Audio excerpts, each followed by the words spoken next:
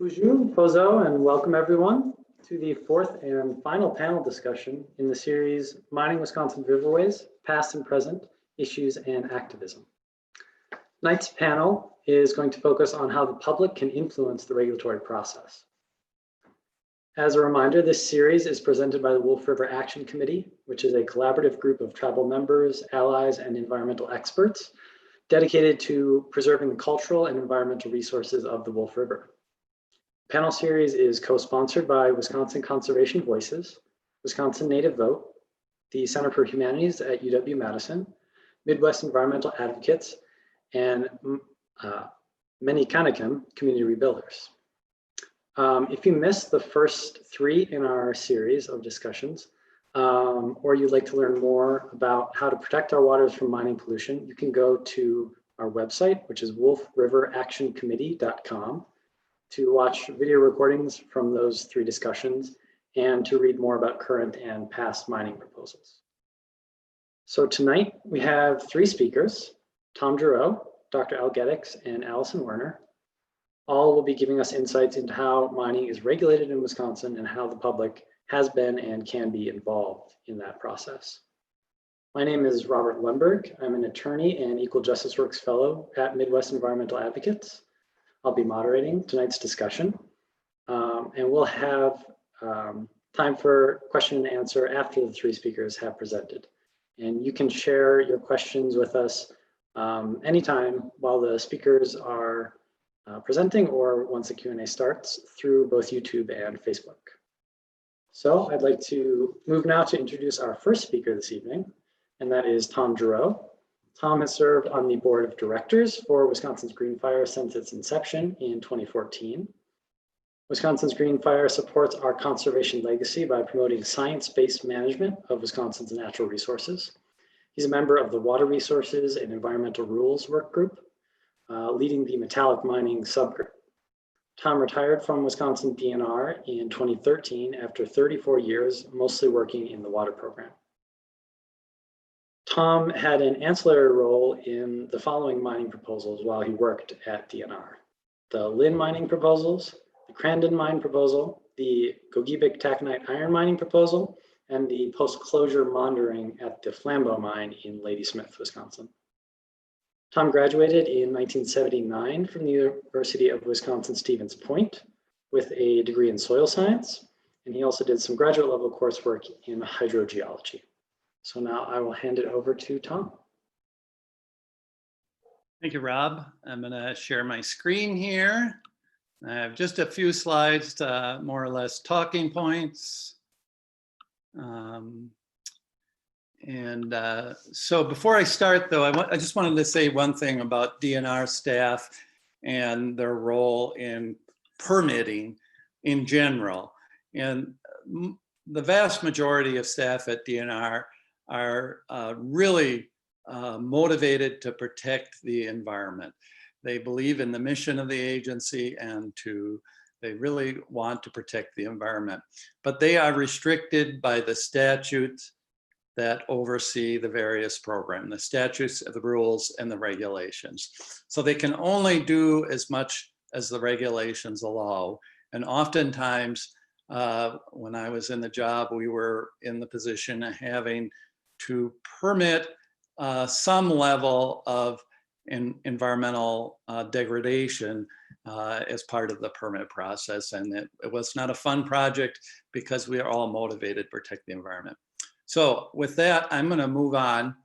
And I'm not going to talk about all of these subjects on the slides. And so that's why my email's at the top. If you want more information, I've got loads of information on each slide. Dave Blowen has an excellent document that details all of the changes to Wisconsin mining law in Wisconsin Act 134. And it's really well done. Dave works for the Sierra Club and he did a really good job. So if you want more information, just email me. But I'm only going to talk about the first bullet here, and that's the eliminate of the prove it first provision of the sulfide mining law. That came from the controversy over the Crandon mine, and it required mining companies to prove an example of a mine that operated for 10 years and was closed for 10 years that didn't impact the environment, either pollute water or air or other resources. And to my knowledge, there's never been a mine that, even to this date, that has satisfied those requirements. So it was just an example of the level that was gone through to change the mining regulations to make it easier, to be honest with you. So like I said, there's lots of information about this. If you want more, you can email me. So next I want to talk about the mining regulations that are in place to regulate sulfide mining. The first one is the metallic mining exploration. That's NR 130 of Wisconsin Administrative Code. And most of the exploration, there's different ways to explore, but the vast majority of it is like they did in the Badger Mineral proposal on along the Wolf River, was through exploratory drilling with a drill rig, where they drilled down through the formation and explored the rock and collected samples to determine whether it was a viable deposit. So that's regulated under NR 130. Metallic mining prospect is NR 131. It's hardly ever done in the state of Wisconsin. I asked Larry Lynch, who ran the program for many years, and he could only think of one example where there was an actual prospecting permit. Prospecting permits are treated just like a mine operation in terms of the regulation. And so the mine operations are regulated by NR 132. And then the big one, where a lot of the environmental impact is the mining waste disposal. Disposing of the sulfide tailings is the most environmentally risky part of a sulfide mine. And then overarching all of those administrative rules are Section 293 of Wisconsin statutes. So that's the framework for regulating mining. Like I said, there's more information I can provide you. These are going to be revised to reflect Act 134, and there will be public hearings on those coming up probably in October or later this fall. So watch the River Alliance or the Green Fires website, or even the Wolf River Action Committee website for updates on those mining rule revisions. So phase one of mine development is what we're in at Badger Minerals on the Wolf River. It's the pre-application activities. And as I said earlier, it's almost always exploratory drilling, which is regulated under NR 130. They submit a notice of intent with a plan for drilling. In most cases, they can avoid triggering any individual permits. It's all done under general permits, which means there's very limited input from the public. There's no public hearings. And, you know, the practice of drilling in the formation out of everything is not all that impactful on the environment, provided that they restore the site and they handle the drill cuttings appropriately. There's very little danger to the environment. And the other thing they have to do is abandon the boreholes properly, because they can be a conduit for contamination. So there's not a lot of public input, and the company may do additional exploration. They'll probably come back 2 or 3 times. And then all of this information goes into what I call a black box. None of the detailed mineralogy is submitted to the department. The company holds that proprietary, and they're the ones that determine whether it's an economically feasible mine. And often we don't know until they submit an actual mine application what they found in their drilling process. So now we're into the heavy duty part of regulating a mine. And so the first step there you can see has an asterisk. It's a notice of intent, scoping study. A scoping study is really tells the DNR what the company's going to gather, what information, biological information, water quality information, groundwater quality information, and geological information to support their permit application. And we just went through this on the Enbridge pipeline in northern Wisconsin. It was a very good process, and there was a public hearing. But as you can see, this is optional for mining operations. When they changed the statute, they added the word may to this, and so they don't have to do this step, which I think is unfortunate. So if they decide not to do the scoping study, the first step is the notice of intent and environmental impact report. The environmental impact report is the mining company's take on the environmental impact. There is some back and forth between the DNR and the company on what information is collected to support that environmental impact report. And that can go back and forth between the company and the DNR. And then it culminates in the submittal of that draft environmental impact report. The DNR then takes that and drafts an environmental impact statement. They'll rework everything, look everything over very carefully. When I was involved on these, we took that process very seriously, and it's very detailed and a lot of information.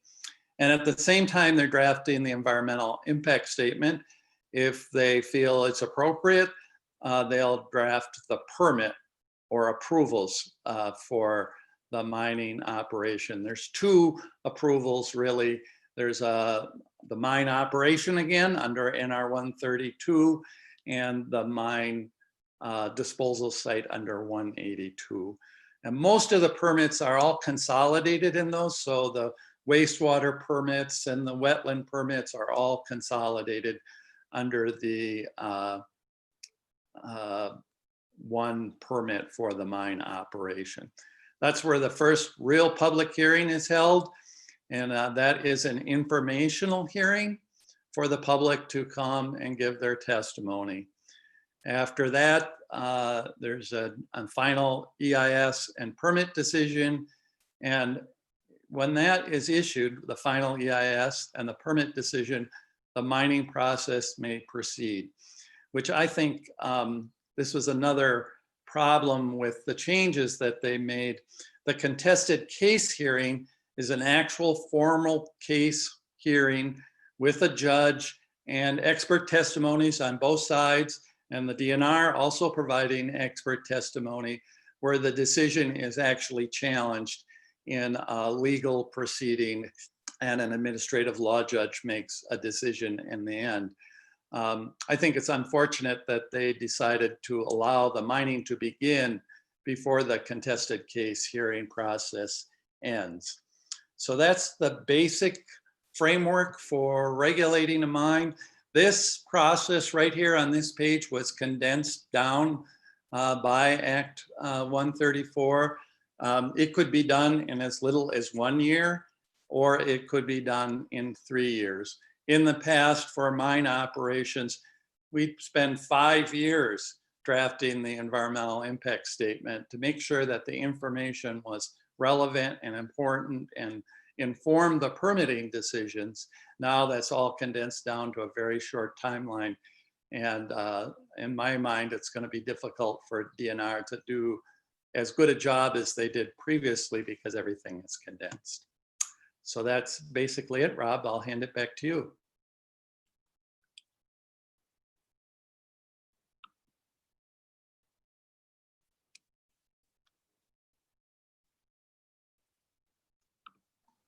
There we go. Thanks so much for that, Tom. I think that was a great groundwork for us to understand the regulatory process in Wisconsin. And hopefully our next two speakers will build on that and give some ideas of how to engage in that process. So our second speaker this evening is Al Geddix, and he is an environmental sociologist and indigenous rights activist and scholar. He has written extensively about indigenous and popular resistance to ecologically destructive mining and oil projects. In 1977, he founded the Center for Alternative Mining Development Policy and assisted the Mole Lake Sakagan Ojibwe tribe in successfully resisting Exxon's proposed zinc sulfide mine, which was upstream of the tribe's sacred wild rice beds. From 1995 to 98, he worked with the Wolf Watershed Educational Project to mobilize public support for Wisconsin's landmark Prove It First mining moratorium law, which Tom also referred to. Dr. Geddix is Emeritus Professor of Sociology at the University of Wisconsin-La Crosse and also is the Executive Secretary of the Wisconsin Resources Protection Council, a statewide environmental organization to educate the public about metallic sulfide mining projects in the upper Midwest. He's presently working with the Menominee Nation and the Coalition to Save the Menominee River to oppose the Back 40 project next to the Menominee River. So I'll hand it over to Al. Thank you, Rob. My perspective on the regulatory process comes out of my experience working with the Mole Lake Sakagan Ojibwa from 1976 until 2003. And of course, the Grandin Project was one of the largest at that point, largest mining proposals in the state of Wisconsin. And in 1976, Exxon discovered what was believed to be one of the 10 largest zinc copper deposits in North America. And it was just upstream from the Mole Lake Reservation and just about a mile from the reservation's Wild Rice Lake, which was the center of the economic and cultural life of the Mole Lake tribe. And at the very beginning of this process, because Exxon was the proposed developer of this project, and given that Exxon was one of the largest corporations in the world, everyone in the state, from the governor, the legislature, the Department of Natural Resources, every politician of both sides communicated the same message to Mole Lake, which was that this mine was inevitable. And this is what I refer to as the psychology of inevitability.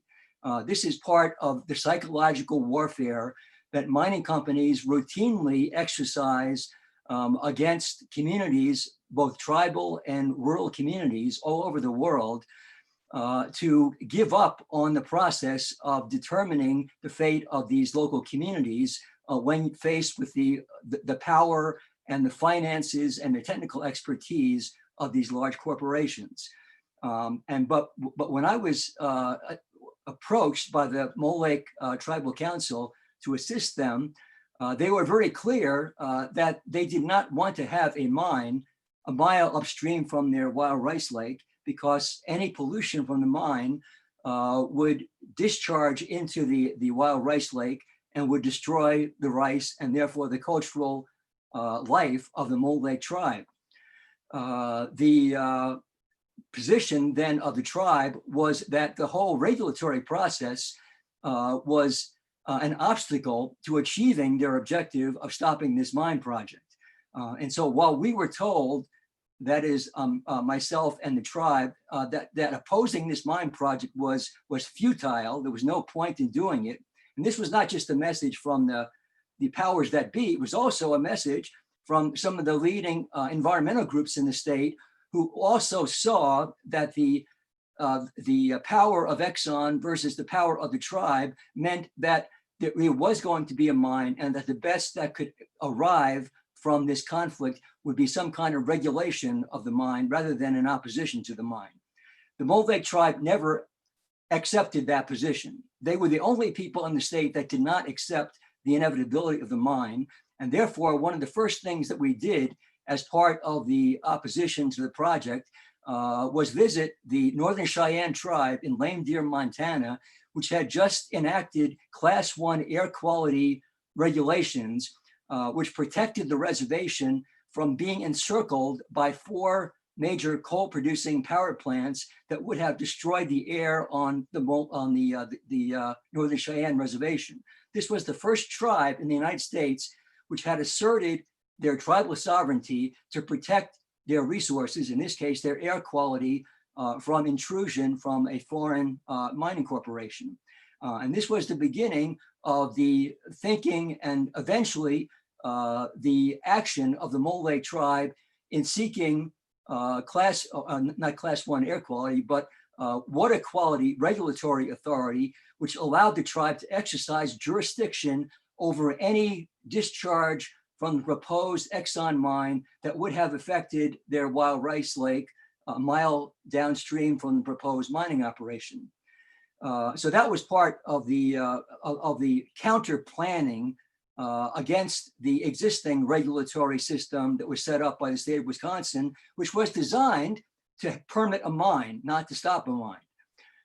At the time, Exxon maintained, first of all, that Mole Lake would have to suffer the consequences of a mine pollution and possibly witness the destruction of their Wild Rice Lake. This was in their technical project report. They were very clear that this would be the inevitable result of the development of the Exxon mine. When the Mole Lake tribe objected to this dismissal of their right to preserve their culture and their wild rice, the Exxon technical people told us that the discharge from the mine site a mile upstream from the Wild Rice Lake would go down Swamp Creek and go around the edge of Rice Lake. In other words, it would not disperse across the entire lake, and therefore it would not pose a problem for the development of wild rice in the lake itself. And this was their best scientific judgment based upon all their investment in their scientific and technical expertise of the world's largest mining corporation. Mole Lake never accepted that as scientific fact. They hired the US Geological Survey to do a dye test. They put the dye in at the mine site, followed the dye as it dispersed throughout the entire Rice Lake. Right. But so the point is that were it not for the audacity of the tribe in challenging the expertise of the world's largest mining corporation, they would have been able, that is, Exxon would have been able to establish a false narrative about what the consequences of the mine would be. And so part of the expertise in opposing the regulatory process was to develop scientific technical expertise to challenge every single major claim of the mining corporation. And that was why, as a graduate student in sociology, I formed the COACT research group, which had biologists and anthropologists and economists that went through all the technical documents and showed that a lot of the claims were simply not supported by the scientific fact. And that was a major factor in changing public opinion around the area of the mine site in favor of the position of the tribe. Because once people understood in the local community that their groundwater would be affected by contamination from the mine, and most of the people in that area depended on private wells for their drinking water. Once they understood that this posed a major problem to their drinking water supply, that turned public opinion against the mine project. And so what we did was build public opposition. And by 1996, midway through the process, we had a Wolf River speaking tour going up and down the Wolf River, where the company was going to discharge its contaminated wastewater.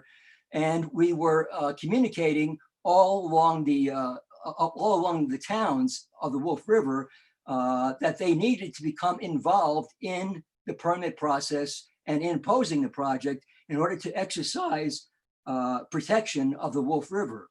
And as a result of that speaking tour, we developed the kind of a political network that allowed these communities to lobby the state legislature in 1998 to pass the mining moratorium legislation, which Tom referred to in his presentation, which set the gold standard for determining whether a sulfide mine could proceed without contaminating the environment. That was a major landmark piece of legislation, after which Exxon pulled out of the project and was taken over by their partner from Canada, Rio Algom, which did not have the ability to finance the completion of the project. But they did finance the opposition to Mole Lake's Water Quality Authority, which was granted by EPA in 1995. The state of Wisconsin, along with Rio Algom, filed a countersuit against the Environmental Protection Agency to prevent Mole Lake from exercising its tribal jurisdiction over water quality. And that litigation went on for approximately 6 years until the federal courts affirmed the right of the Mole Lake tribe to exercise jurisdiction over their water quality.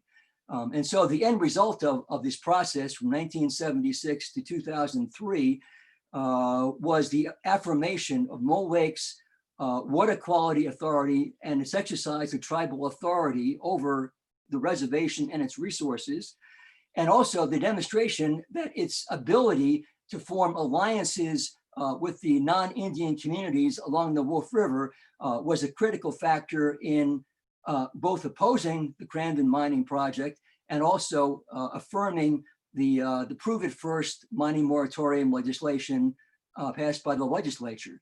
And in 2003, the situation was such that the Mole Lake tribe arranged with the Potawatomi tribe in Forest County to purchase the mineral rights to the project and therefore not only stop the project, but also turn the entire area into a conservation zone, which would never be developed by any mining company, even when the price of copper or zinc changed. And so it became a landmark piece of alliance building between an indigenous nation and the environmental and political allies that were sufficient not only to stop the project, but also to set a major precedent.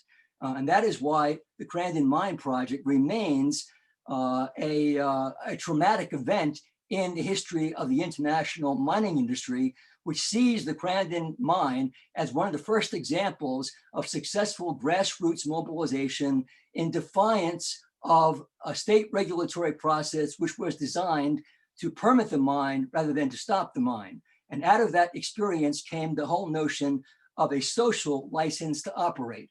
And the whole idea of a social license means that it doesn't make any difference what the state of Wisconsin does or what regulatory authorities do. What matters is whether the project has the support of the local community. And if it does not have the support of the local community, then all those permits are worthless. That was what the Crandon mine experience demonstrated to the international mining industry. And that is why we now have, as part of the arsenal of tools at our disposal, the ability to mobilize social sentiment and defy a regulatory process which is stacked against the community and in favor of permitting a mine over the objections of the local community. Let me stop there, and if people have questions, we can answer them later. Thank you very much, Al, for that. That was very instructive history and case study in thinking about the mining process and how things might or might not move forward. So as a reminder, please keep sending in any questions you have to YouTube or Facebook, and we'll turn to those in just a little bit. But first, I want to introduce our final speaker for the evening. That is Allison Werner.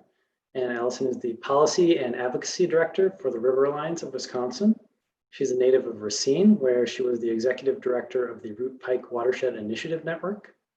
Allison joined River Alliance in April of 2006 with an extensive background in watershed advocacy and environmental education. She holds a Bachelor of Science in Biological Aspects of Conservation, as well as a graduate certificate in nonprofit management, both of those from the University of Wisconsin-Milwaukee. While she has had many roles at River Alliance, at her core, she's always been empowering individuals and organizations to protect and restore the great waters of Wisconsin.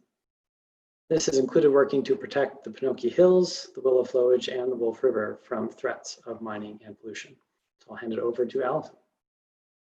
Thank you, Rob. And thank you so much, Tom and Dr. Geddix, for laying such a great foundation of understanding Wisconsin's regulatory process, but also the barriers to the regulatory process and how, the decades worth of work and organizing have shown that we can be successful on protecting our waters from these threats of metallic mining.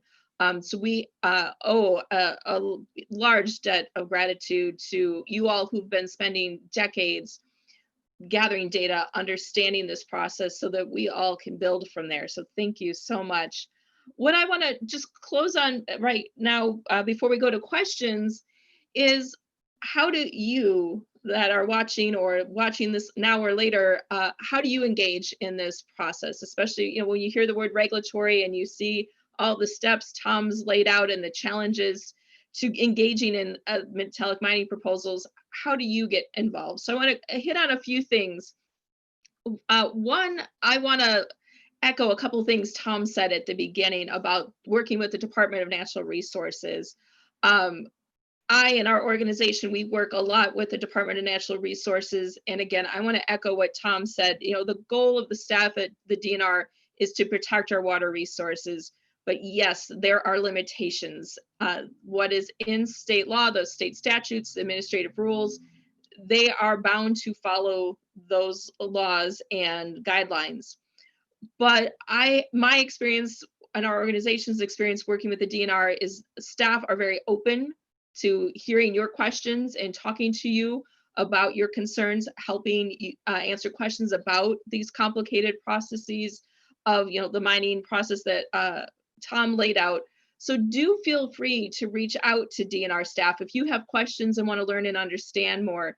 If you go to the Department of Natural Resources website, they have a metallic mining page. You can just put that in their search engine, but it's dnr.wisconsin.gov. That's where you start to get to the DNR's website. On that website, you will find all sorts of information about the rules Tom talked about, the state law, that Act 134, but you'll also see a tab for past and potential mining projects in the state. So if you're curious to know more about the Flambeau mine that happened in the past and the ongoing concerns of pollution there, or to see the map about potential projects in the state, like the one we are concerned about threatening the Wolf River right now that Badger Minerals has done the exploratory drilling on, you can go to the DNR's page there for metallic mining to learn more, and you'll see the contact information there of which DNR staff to direct your questions to if you'd like to engage the DNR. So again, DNR staff welcomes your questions and is there to answer them as best they can. Tom also mentioned Act 134. In 2017, there were major changes done to our metallic mining laws that weakened them in the state of Wisconsin, including what Dr. Geddix and Tom both brought up, what we've called the prove it first provision that was so important to add to that law. As Dr. Geddix said, that was, international news in the mining industry, to require a mine project to show another one that had operated 10 years or closed 10 years without causing pollution. And no one's been able to do that. And that's why they pushed hard to remove that provision. Unfortunately, that's now a loss we have in the state of Wisconsin for protecting, one extra tool to protect our waters. As Tom also mentioned, because of all those changes, the administrative rules that go with Act 134, our metallic mining laws, now need to be updated. The Department of Natural Resources has been working since 2018 on revising those natural resource rules that Tom listed. There's 4 of them that are being updated right now. That administrative rulemaking process is long, cumbersome. It can take up to 30 months. The DNR has to February 2021 to finish this rulemaking process for those 4 rules. And as Tom mentioned, we are expecting from our conversations with DNR that there will be a public hearing in October on all 4 of those rules. Many tribal nations as well as conservation groups, we have been waiting to review those rules. We will work on compiling comments amongst ourselves, but we'll also be working on providing guidance to you and suggested comments. So if you would like to engage in that rulemaking process, there will be many resources available to help you with that. 4 administrative rules is a lot at once. I won't lie, they're a bit wonky. They're very technical and legal. And this is where, as Dr. Geddix mentioned, lessons learned from working on past mine proposals around the state. one of the many good outcomes of all of that great work over the decades is many of us working together when issues like this come up. So that's part of what this Wolf River Action Committee is about, is those of us that have an interest in protecting our waters and history and working on mining, opposing mining proposals and protecting, what we have here in the state. We've been gathering and talking and learning from each other. We'll be doing the same with this rulemaking process, reviewing them, again, coming up with comments, suggestions for you all. So if you would like to engage in those public hearings, one thing you can do is send an email. With the email address is on the Wolf River Action Committee website, but it's wolfriveractioncommittee@gmail.com. Or you can feel free to email me at awerner@wisconsinrivers.org. River Alliance will definitely put some action alerts out about this, but also many other organizations will too, and we'll hit on that in a minute. Right now, we don't know the details of the public hearing process. What's expected because of the pandemic we're in right now is what they've done. Tom mentioned the Enbridge public hearing, where it was a virtual public hearing. That I would think is likely. We don't know for sure yet, but written comments are always allowed in the hearing process and highly recommended. Again, it's 4 rules. It's complicated, so to get your thoughts across, it is really a good avenue to do a written comment. You can do a verbal comment and a written. You're allowed to do both. And some of what we recommend for just about any public hearing process, just as some general guidance right now, is to stay focused on the subject matter.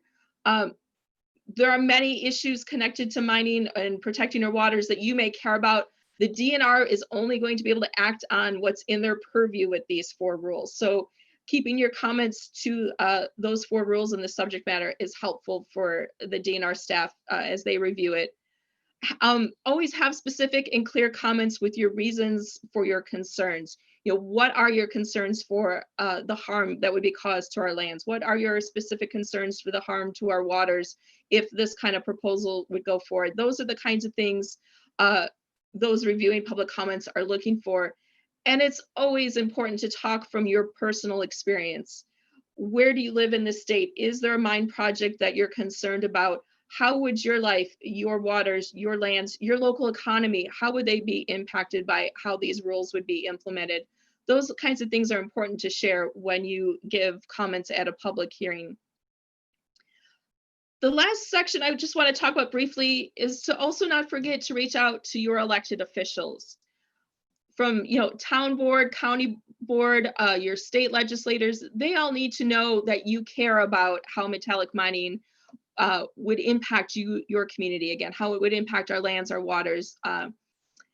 Your elected officials, they represent you, so they need to know how you feel about these issues for a couple reasons. One, they also have the opportunity to talk to the DNR about concerns they're hearing from constituents and ask questions. They also have the opportunity to comment during these public hearing times on these rules.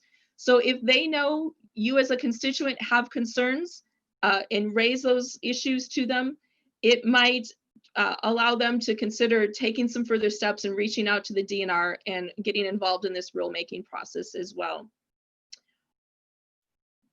So if you've watched any of the 3 panels we've done previously, you've seen how many organizations have been involved, and I mentioned a few of them earlier. So the last thing I want to mention about getting involved in this process and learning more about metallic mining and how you can protect our waters is go to the Wolf River Action Committee website, again, wolfriveractioncommittee.com, and there's a Get Involved tab. And on that tab, you're going to see a list of the organizations involved with the Wolf River Action Committee, and especially those who've been part of this panel series. There's links to our websites. Many of us have mining pages on our websites, so you can dive in and learn more about these issues. You can choose to sign up for just about any of our organizations have email lists you can sign up for to get regular updates. And that's one of the best ways to stay engaged in this, is to connect with one of our organizations so that we can keep you up to date and informed of how to be involved when these public hearings come up or other opportunities come up to raise your voice to say you have concerns about these types of proposals in Wisconsin.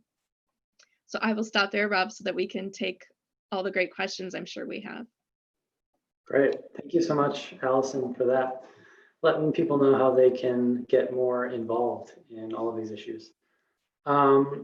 First off, I think this could go to anyone, but maybe Tom, with your DNR background, you'll have some thoughts on this. The question is, if there have been changes with the change in administration in the last couple of years here in Wisconsin that has changed procedures or policies at DNR, or if they are constrained by statute and so can't really shift their posture. So probably the biggest issue there is the change that was made. I don't know when it was made, but the appointment of the Secretary of the Department of Natural Resources was made a political appointment. And when that was done, the agency and its decisions became much more political. And I worked under some of those administrations, including the Walker administration, and it wasn't always Republicans. Sometimes Democrats were the same. I mean, when Crandon was going through it, it was all Democrats. So previously the secretary was appointed by the Natural Resources Board, and so there was some insulation from that political process, and that went away. And certainly under the Evers administration, I think there's been a little better attention to clean water issues, not just mining. In fact, I don't think they've really done much with mining, but they've brought clean water to the forefront and have made it an issue. And again, but every time there's a change in administration, there's a whole new group of administrators that come in. And I think that's overall been a negative in the agency's ability to handle projects like this. Thanks, Tom. I do want to touch on the Back 40 mining project, which I mentioned a bit in introducing Dr. Geddix, because that's a project currently in development just outside of Wisconsin, across the border in the Upper Peninsula of Michigan, but right on the banks of the Menominee River. I was curious if you could maybe give us a little more info about that, Dr. Geddix, and especially how folks might be involved in that project if they have concerns about it. Sure. The Back 40 project is a metallic sulfide mine about 150 feet from the Menominee River. Right now, the project is in limbo because of the 4 permits that have been processed. Only one of them has been judged to be without contention or not the subject of a contested case hearing. Finally, there is a permit that has not yet been submitted, and that is probably the most controversial of all the permits. It's the tailings dam permit, which is the largest structure of the mining project, contains all the mine waste, which is the vast majority of the rock that comes out of the mine project. And the problem, of course, with the tailings dam is that the method of construction of this tailings dam has resulted in multiple failures all around the world, the most recent being in Brazil in last year, where 250 people lost their lives when the tailings dam failed and essentially buried the local community in this heavy, thick sludge containing toxic materials. So the people that are concerned about the Back 40 project, the Coalition to Save the Menominee River and the Menominee Tribe are urging people to contact the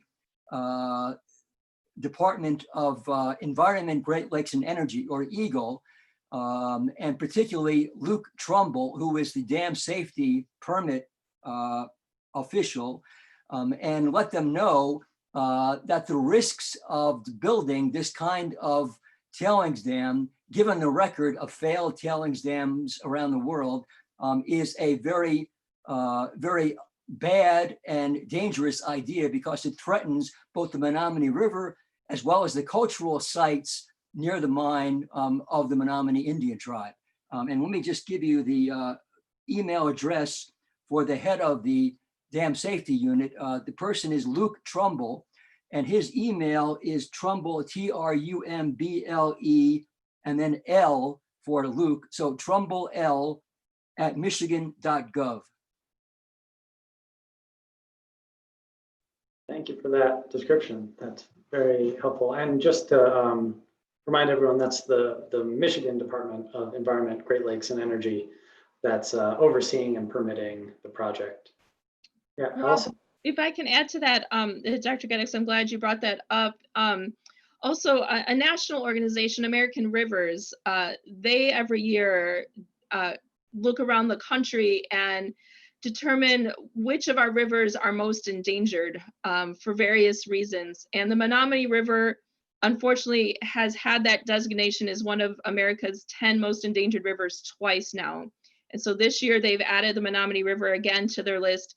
And so if you go to the American Rivers website, there is a page about the Menominee River, including a sign-on letter you can do to Michigan agencies about this dam safety permit. So that's another place people can go if they want to learn more about that issue and engage in it. Thanks for that extra resource, Allison. We have another question for you, Al, asking about the idea of a social license to mine that you brought up, and asking if Badger Mineral, the company that has been doing exploratory drilling along Wolf River, seems to have that in the surrounding area, if they find anything of interest that they would want to proceed with a mine proposal. The stage of development of the Badger Minerals prospect on the Wolf River, as Tom mentioned, is in the exploratory stage right now. But even at this very early stage, there has been a concerted effort of the Ojibwa tribes, as well as their environmental allies, to travel to the exploratory drill site and communicate to the officials at Badger Minerals that this first stage is a beginning of a major threat to the Wolf River, which will be certainly opposed vigorously by the Ojibwa tribes, as well as the Menominee tribe and other tribes in Wisconsin, because it is a threat to the entire Wolf River water system, which extends all the way down to Green Bay, affecting not only the Menominee, but the Stockbridge, Muncie, and the Oneida Reservation. So you have about 6 different tribes right now that have expressed concern about the project, both for the environmental effects of contamination of the Wolf watershed, as well as the sacred sites, which are in the ceded territory of the Ojibwa in northern Wisconsin. And so between the tribes and the environmental community, we already have a clear indication that this project right now does not have a social license to operate.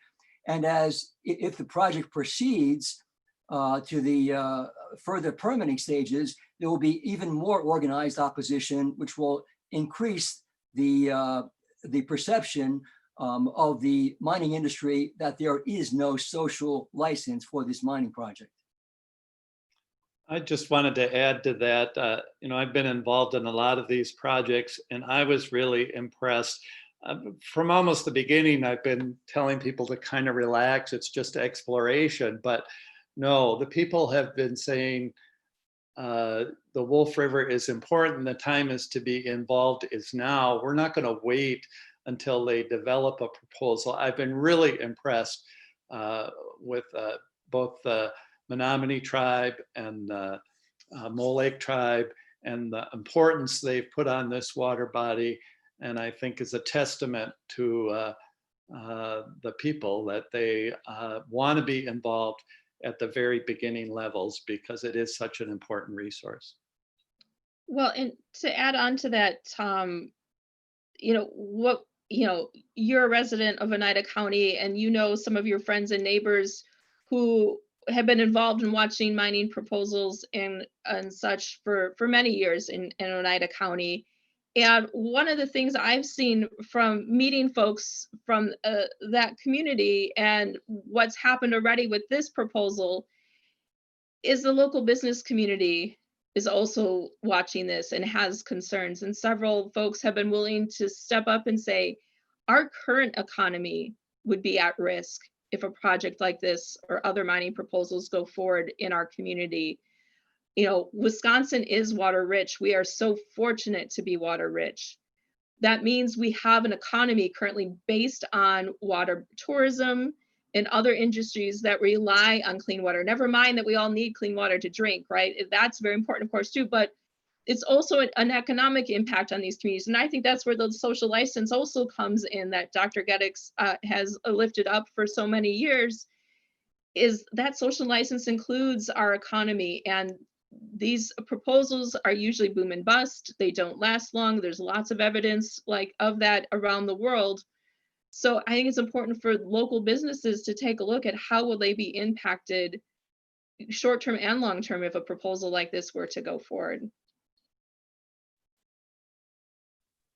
Yeah, thank you all for elucidating that. One question, we'll see if anyone here feels expert enough to answer, but one person was wondering how Michigan's mining rules compare to Wisconsin's, whether they're more or less restrictive. I don't know that anyone here is particularly expert on that sort of cross-jurisdictional matter, but.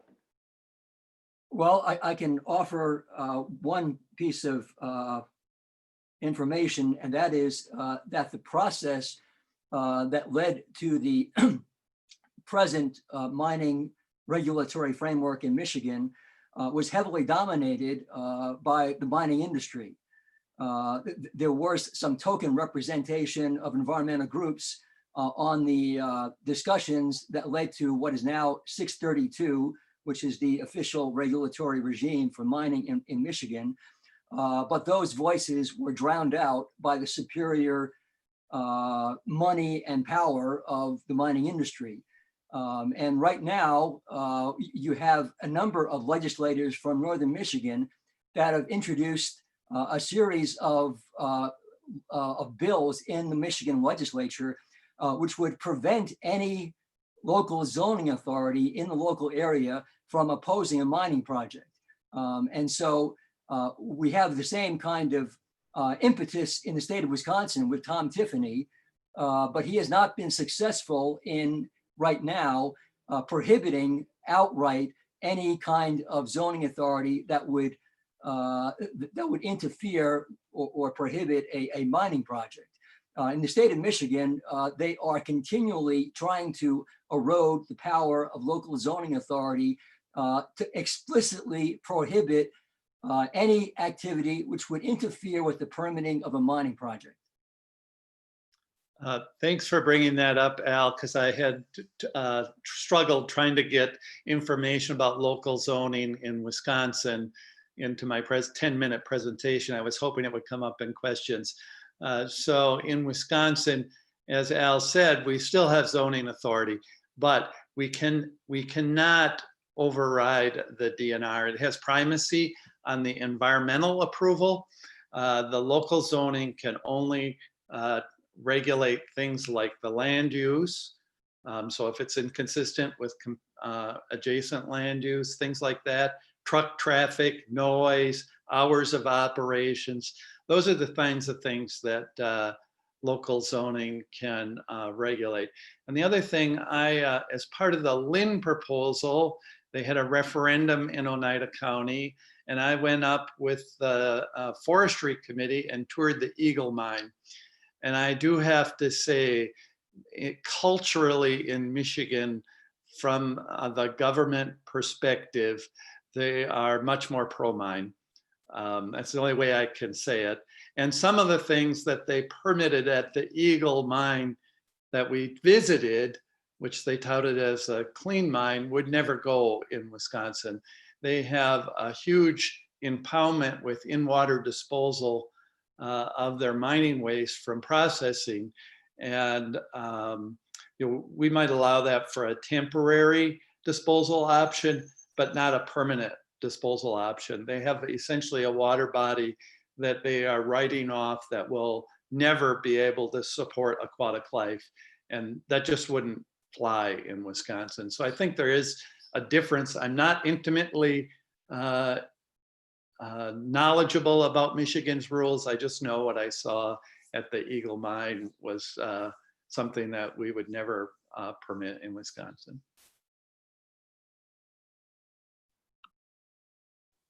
Well, thank you both for that information.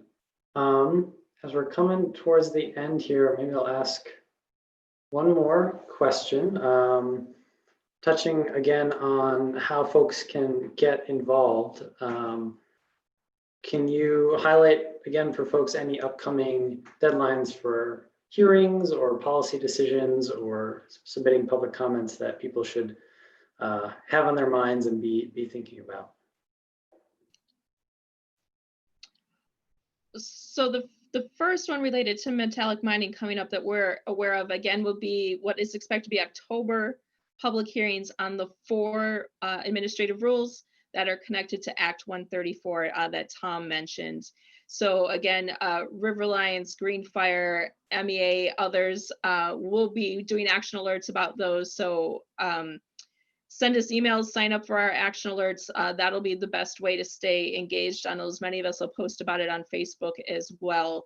We're not expected to see those rules, final draft versions for us to read and review probably till September. So it'll be a short turnaround time. Dr. Geddix mentioned for the Back 40 project, we are waiting on the dam safety permit to be resubmitted by Aquila Resources. That is expected sometime this year. Again, stay tuned, watch all of our organizations. When that happens, there will be a public hearing for it. And a lot of our organizations will again put out some reviews and talking points about it to help folks if they want to engage on that. Dr. Geddix and Tom, any others you're aware of that are soon?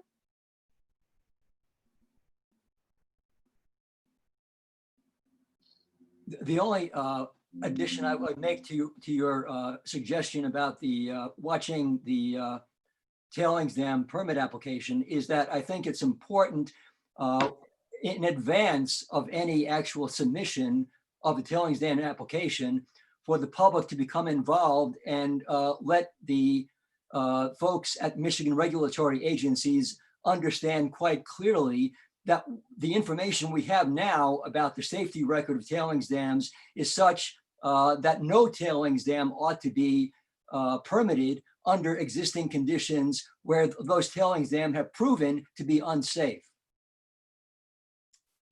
I think in Wisconsin, I think people should be on the watch for some of the other deposits that are out there, particularly the Bend and Reef deposits. The Bend is in Taylor County on Forest Service land. Again, Aquila owns the mineral rights on that. And Reef is along the Eau Claire River in Marathon County. They're not large deposits. There is some feeling that if the Back 40 mine moves forward, that they will process their mining materials in the processing facility at the Bend facility, and that will enable those projects to move forward. So I think people need to be watching for those. Thank you. And I just want to reiterate that the rules that will be open for public comment and hearing this fall will be those that govern the Wisconsin process for any of these sites that might be developed within the state in the future. So it's very important and worthwhile to engage on those and raise any concerns with those.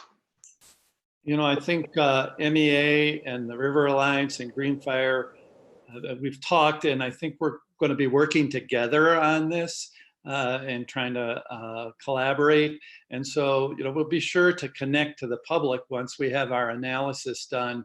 And so probably the River Alliance has the most complete mining page, be the place to go. But we're committed to working together to make sure that we supply constructive comments that address the issues like Allison. And so the public could go there and look at those and then build off of those when they make their comments. Thanks, Tom. Well, with that, I want to say Miigwech Wen, and thank you to our three panelists and to the whole Wolf River Action Committee and to Justin Huckleberry, who's been our behind the scenes wizard, making all of these panels happen, organizing them, running the tech and the website, and we're very grateful for that. So thank you all for joining us tonight. And again, if you'd like to learn more or watch past panels or maybe rewatch this one, it was just so fun. You can go to the wolfriveractioncommittee.com and find all those resources and find ways to engage further. So again, thank you all and have a good night.